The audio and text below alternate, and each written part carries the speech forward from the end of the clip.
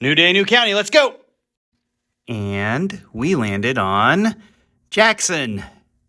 Jackson County. Named for Andrew Jackson.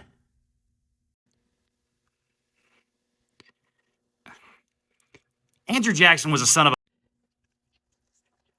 a... I am not a fan of President Andrew Jackson.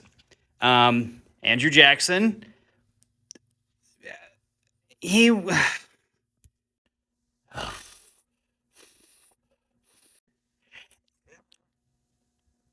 Yeah. Andrew Jackson was a very complicated individual who had a deep hatred of many people who were not of the same race that he was, to put it mildly.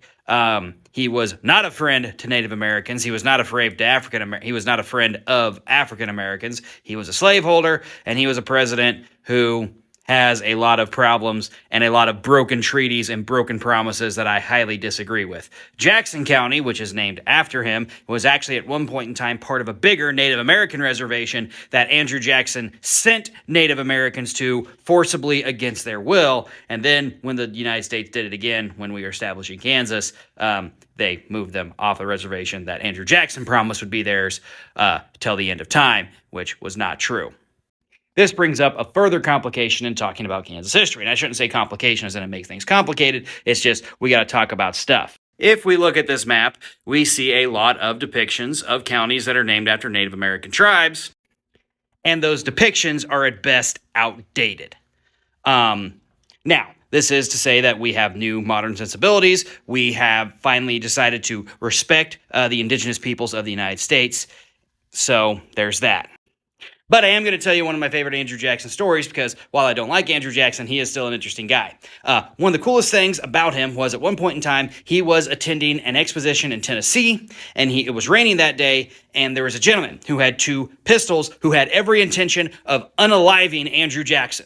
This guy walks up to Andrew Jackson, pulls out one of his pistols, points it at him, says, "Die," pulls the trigger, and because it was raining, the trigger doesn't go off. He grabs another pistol, tries to unalive the sitting president of the United States again because this is the days before Secret Service was actually in charge of looking after the president, and they hadn't even been created yet. But he pulls the trigger, it doesn't go off because it had been raining that day, and Andrew Jackson proceeds to beat the living tar out of this person with his hickory stick because they called him Old Hickory and he carried a hickory stick. He had to be pulled off by Davy Crockett and like 3 other people who were sitting congressmen at the time, and he almost unalives the guy who tried to unalive him. So that's kind of cool about him, even though I don't like him.